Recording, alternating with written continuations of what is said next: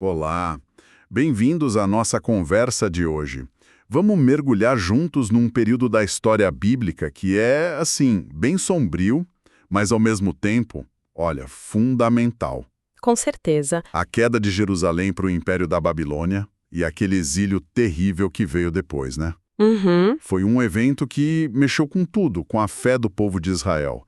Um trauma mesmo que acabou moldando muita coisa dali para frente no Antigo Testamento. E entender isso é chave para sacar a história onde Jesus entrou depois. Exato. Tenta imaginar o clima da época. Devia ser um desespero total. Perder a terra que eles viam como presente de Deus, o templo que era o coração da adoração, a linhagem dos reis de Davi, Tudo, né? tudo aquilo que parecia eterno, garantido por Deus, de repente, puf, em ruínas. É como se o mundo deles tivesse acabado ali mesmo. Difícil até de medir esse desespero. Sem dúvida. Para quem estava vivendo aquilo, era o fim do mundo conhecido.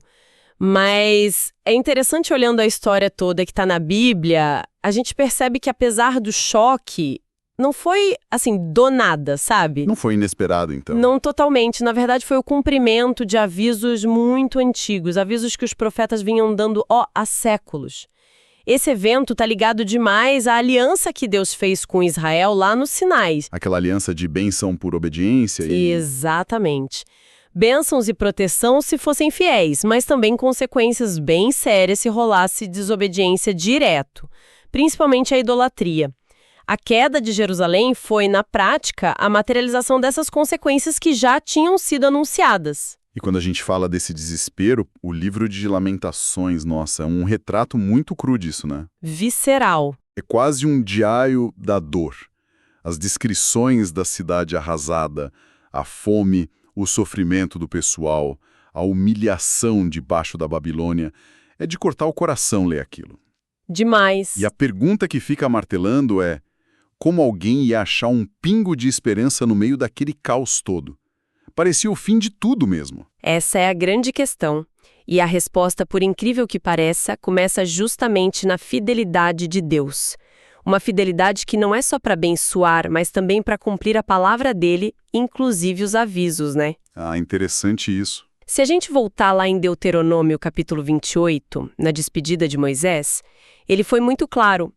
Olha só nos versículos 36 e 37, mais ou menos, ele avisa que se o povo largasse a aliança e fosse atrás de outros deuses, o próprio Deus ia levar eles e o rei junto para uma nação estranha. Caramba! E lá eles iam servir deuses de madeira, de pedra, feitos por gente, e iam virar motivo de piada, de zombaria entre os povos. O exílio foi tragicamente a prova de que Deus leva a aliança a sério, tanto nas promessas boas quanto nos avisos.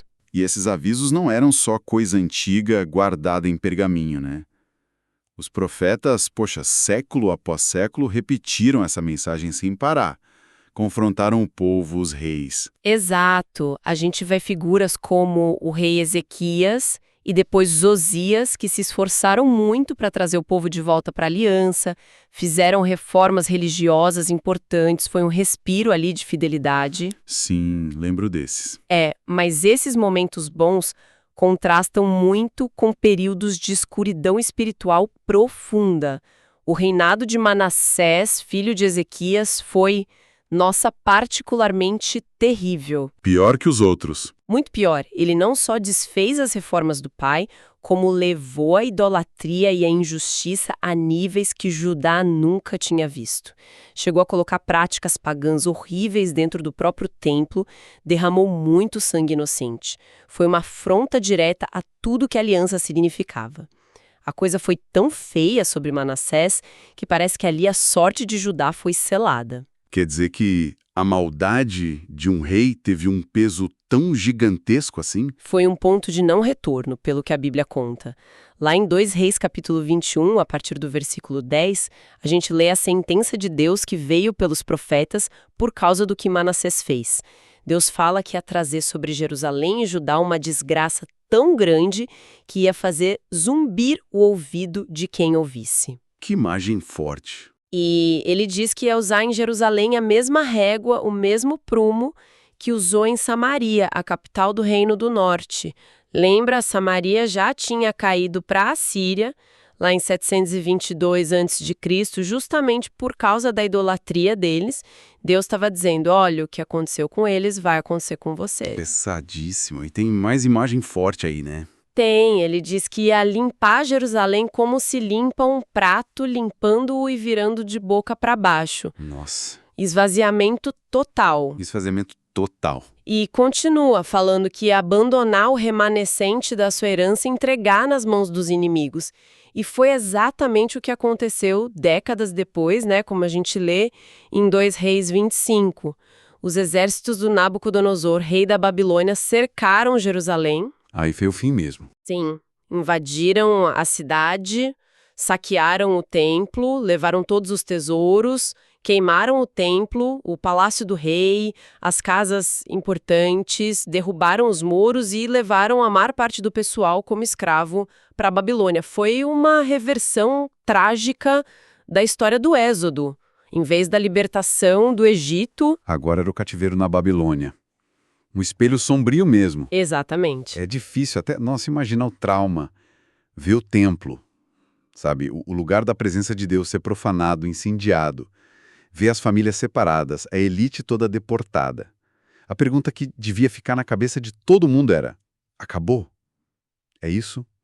É o fim da nossa história com Deus? Com certeza. E nesse cenário de terra arrasada, a figura dos profetas deve ter ganhado um peso totalmente diferente, imagino. Ah, sem dúvida. Aqueles homens e mulheres que por tanto tempo foram ignorados, né? Ridicularizados, perseguidos, chamados de loucos, de pessimistas. De repente, as palavras deles foram validadas do jeito mais terrível possível. A realidade deu razão a eles. Exato. A destruição de Jerusalém, o exílio, era a prova que não dava para negar. Eles falavam da parte de Deus. A realidade estava gritando. Eles estavam certos. E aí vinha a questão: e agora? O que fazer quando os avisos se cumprem de forma tão devastadora? Se os profetas acertaram sobre o juízo, será que eles também acertariam sobre, sei lá, alguma outra coisa? Olha, essa primeira parte da nossa conversa é bem tensa, né? Tanta dor, tanta destruição, mas também essa confirmação dura das palavras de Deus pelos profetas. É forte. Faz a gente pensar em como a gente lida com avisos, com consequências na nossa vida, né? Sobre a fé, justamente quando tudo parece dar errado. Queremos muito saber o que mais marcou quem está nos acompanhando até aqui nessa exploração. Sim, seria ótimo ouvir. Deixem seus comentários aqui embaixo do vídeo, compartilhem aí as reflexões, o que chamou mais atenção de vocês. E se essa conversa está sendo útil, está acrescentando algo, não esqueçam de deixar o like e se inscrever no canal, beleza? Para a gente poder continuar mergulhando juntos nessas narrativas tão profundas da Bíblia. Isso aí. Mas felizmente a história na Bíblia raramente para no fundo do poço, né? Mesmo no meio dessa desolação toda, dessa sensação de abandono, a narrativa começa a tecer uns fios de esperança. E essa esperança se firma, de novo, no caráter de Deus. Lembrei daquela descrição poderosa lá em Números 14:18. Qual era mesmo? Que Deus é lento para se irar e rico em amor e fidelidade, perdoando a iniquidade e a rebelião. Essa constância no amor, na fidelidade de Deus, mesmo quando ele precisa agir com justiça, é o que abre a porta para um futuro diferente, sabe? Exatamente. E essa esperança, olha que interessante, não é uma invenção de última hora, tipo algo que surge só depois da tragédia para dar um consolo. Ela já estava lá, escondidinha, até nos textos mais antigos que falavam do juízo. É mesmo? Onde? Se a gente voltar naquele mesmo discurso do Moisés em Deuteronômio, onde ele avisou sobre o exílio, um pouco mais para frente, no capítulo 30, tem uma promessa impressionante. Moisés diz que mesmo depois deles serem espalhados por todas as nações, se o povo e os filhos deles se voltarem para o Senhor de todo o coração, de toda a alma, obedecendo a Ele, Aí o que aconteceria? então o Senhor teria compaixão deles. Ele ia mudar a sorte do povo, restaurar, ajuntar de novo, mesmo que estivessem lá nos cantos mais distantes da terra. Ou seja, o exílio não era obrigatoriamente a palavra final. A chance de se arrepender e ser restaurado sempre esteve na mesa, fazia parte da própria aliança. É como se Deus dissesse, olha, mesmo que o pior aconteça por causa das suas escolhas, a porta para voltar para mim nunca vai estar trancada. E é nesse contexto aí que a mensagem do profeta Isaías fica tão importante, né? Fundamental. Ele viveu antes do exílio na Babilônia, mas a profecia dele vai longe, alcança esse período e vai além, dando uma visão de futuro que supera a destruição que estava vindo. Isaías é chave. O livro dele é tipo uma sinfonia complexa. Tem partes que anunciam o juízo de Deus pela infidelidade de Israel e das nações vizinhas, mas sempre volta para um tema principal de esperança e restauração lá na frente. Ele funciona em ciclo, sabe? Juízo e promessa, e cada ciclo vai aprofundando a visão do plano de Deus. Tem alguma imagem ou passagem específica em Isaías que pega bem essa ideia de um juízo que purifica e abre caminho para a esperança? Uma das mais fortes é a visão que o próprio Isaías tem no templo, lá no capítulo 6. Ele vê a santidade de Deus, se reconhece como pecador, parte de um povo pecador. Sei, a visão da glória de Deus. Isso. Aí um serafim toca os lábios dele com uma brasa viva tirada do altar e diz que a culpa dele foi tirada, o pecado perdoado. Essa experiência pessoal do profeta é como um símbolo do que Deus faria com a nação toda. O fogo do juízo das invasões da Síria e depois da Babilônia seria um instrumento doloroso, sim, mas purificador. Uma purificação pelo fogo. E depois dessa purificação, o que vinha? Logo depois, ainda em Isaías 6, nos versículos 12 e 13, vem a promessa do remanescente. Deus diz que, embora ele vá remover o povo e deixar a terra desolada, ainda restará a 10ª parte. Uma pequena parte. Sim, e mesmo que essa 10ª parte passe pelo fogo de novo, ela vai ser como o toco de um carvalho de uma árvore que fica no chão depois que ela é cortada. E a promessa final é: a santa semente será o seu toco. Uau! Ou seja, mesmo depois do corte radical do juízo, ia sobrar um núcleo fiel, uma semente santa, e a partir dela Deus faria brotar algo novo. É uma imagem de resiliência incrível, de vida que surge da morte aparente. A santa semente será o seu toco. Que imagem poderosa de esperança no meio daquela desolação toda. E essa ideia de purificação, de restauração, não está só aí, né? Lembro do comecinho do livro de Isaías também. Sim, desde o início, no capítulo 1, versículo 18, no meio de acusações duras contra a injustiça, a religiosidade vazia do povo, Deus faz um convite surpreendente. Venham, vamos discutir isso. Embora os seus pecados sejam vermelhos como escarlate, eles se tornarão brancos como a neve. Embora sejam rubros como púrpura, como a lã se tornarão. É uma promessa de perdão total, de purificação para quem se voltasse para ele. E logo depois ele fala sobre o futuro da própria cidade de Jerusalém, não é? Exatamente. Nos versículos 26 a 28 do mesmo capítulo 1, ele promete: restaurarei os seus juízes como no princípio. Depois disso, você será chamada cidade de retidão, cidade fiel. E conclui: Sião será redimida com justiça e os que se arrependerem com retidão. Olha a ligação.